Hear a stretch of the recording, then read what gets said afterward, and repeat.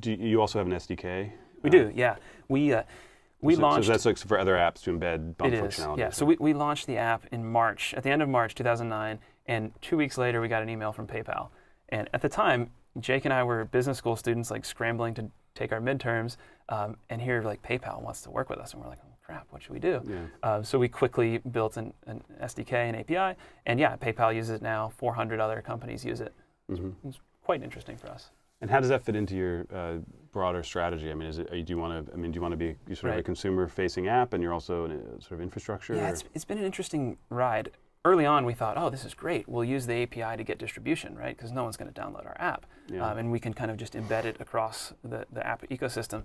As it turns out, our growth has been so rapid that our app just dwarfs any of these other apps that use our API. So our thinking in kind of the platform strategy. But even like PayPal, or there's a certain special app they have. It's not like just the main PayPal app. I mean, I think they have. I don't know the exact numbers now, but last time I checked, I think there were like 10 million installs maybe. Okay. So we have 6 times that.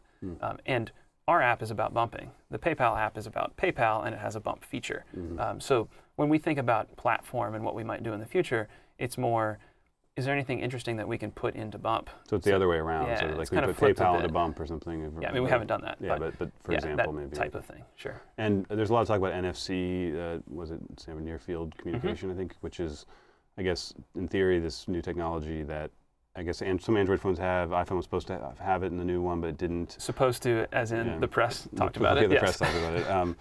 And I guess it's sort of Bluetooth that sort of works, basically. So it's like basically it's like a proximity-based RF technology. And people were saying, I've read some press reports, they were saying it's going to, it's a risk, it's going to kill bump or something, Sure. right? Yeah, so first of all, I mean, because our system is a software system, if NFC is available and compatible across different phone platforms, we'll just use it as one of the inputs to our system. What we care about is the solution, not the technology. So we're trying to build, a user interface that is just really great and that you want to use. Whether we power it by the technology we've built so far or some new technology that comes along, we're pretty agnostic to that, honestly. But as it turns out, NFC is a hardware technology.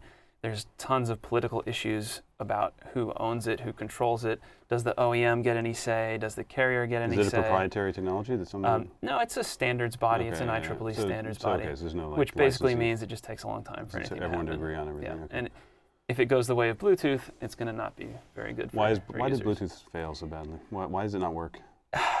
Because it was a standards body, and there's like 12 different manufacturers of the chip, and each one of them does it slightly differently, and the result is that it's not great. There's not one person that really cares about it. I have like Apple devices that can't talk to Apple devices. Yeah, it's terrible. They must have the same chip. They must. You're an electrical engineer. I don't know. I mean, yeah. Is that going to be the case with NFC too, you think? I think it's a risk. I think it's definitely a risk. And the real question in my mind is, who's controlling it and what are their incentives? So say Apple puts it into a device in the future. Are they going to really work hard to make sure it works with the 300 different Android phones out there? Probably not, because they don't care. And so... But like I have the Jambox, and like I'm always trying to pair that thing. And it's hard, isn't it? Yeah, I don't know. So we should build bump into the Jambox. Yeah, I guess so you would just be able to pair without having to use... Yeah, I mean, our whole thing is we should make technology easier for people, not harder. Yeah. So when we build something new, it should be easier than the previous solution, not more complicated. Yeah. So let's talk about sort of building up the company. So you were in an enviable position in that you built an app that sort of very quickly became popular. And then you went to Y Combinator. That was after you'd already started? Yeah, we had launched the app in March, and we applied to YC in April, and went out there in June and did Y Combinator. Yeah. And then you raised money from, I guess, Sequoia. Now recently, a big round from Andreessen. That's right. Yeah, we raised the Sequoia round right at the end of Y Combinator. So we did a bridge note led by Ron Conway right at the end of YC, and then went and did fundraising and finished that up in October of 2009. Was YC useful at that point? I mean, you already had a successful product. Oh yeah, YC for us was great. I can't speak highly enough about it. We were a little atypical. We had launched our product. We had more than 1 million users, I think, before we even started YC. 2 of us were in business school, which is generally a big no-no for YC. Yeah. One of us, Andy's 10 years older. They're allergic to NBAs. Yeah. Well, in our YC interview, Paul Graham said, why aren't you going to go back to business school? And, if everything tanked, we probably would have, honestly, Yeah. but we couldn't say that, obviously. So he said, no, we're totally into this, and worked out. Good interview tip for Yeah. Bulgar. Okay. And then in terms of like growing out, you what, 30 people now, you said? Yeah, we are. We have 30 people. Is it mostly engineers or? Yeah, I think recently I was looking at who does stuff that creates bits that go into our product, and it's, I think, 20 of the 30 people are actually physically creating bits that go into the product. Yeah. And you haven't yet focused on monetization, I guess. And I guess that's haven't. one of the nice things about being well funded is you have very patient, It I is, assume, yeah. very patient investors. And They see the long run and the big vision that we're trying to build, and so we have the luxury of making the product great before we go monetize and it. can you talk at all about what that long-term vision is Yeah, the long-term and how you'd make thing money that we off want to do, and when we started Bump, the first thing we built was an example of this big problem. And the big problem is we've got these really amazing computers in our hands, but the user interface for them to use in the real world is pretty crippled. Like, there's a lot of time spent figuring out how I interface with this device to go access the virtual world, but nobody's really spent a lot of time thinking, well, I'm using this phone in the real world. What do I want to do in the real world? And how do I want to interact with other people and things in the real world?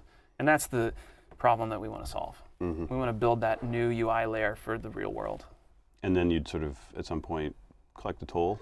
Yeah, from someone, yes. Okay. Whether that's from the user. By Didn't you have like a bump station at like Best Buy or something? Or? Not at Best Buy, but we've been experimenting okay. with building Bump into things that aren't mobile phones. Okay. And we're working on that. So that's like a monetization thing, is if you bump the product or something. Certainly, there's a lot of ways you can imagine monetizing. You're being cagey now, so I I guess know, you can't yeah. talk about that. Okay.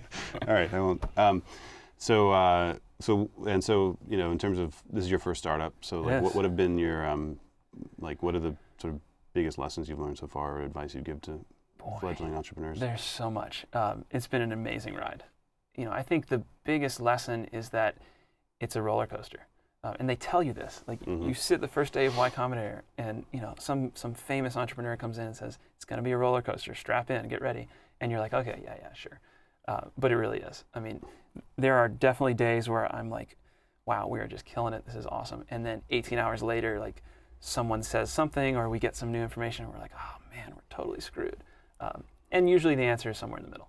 But I would think with you guys, you've had pretty steady success, so there wouldn't be as much of a roller coaster, but it is. Your entire life is like put into this product, and you get really critical of yourself. I mean, we sit around and say, oh man, this retention metric that we're looking at, it like went down this month. Like, what's wrong? We're really screwed. I see. And if you step back a minute, you're like, no, we're doing okay. Yeah.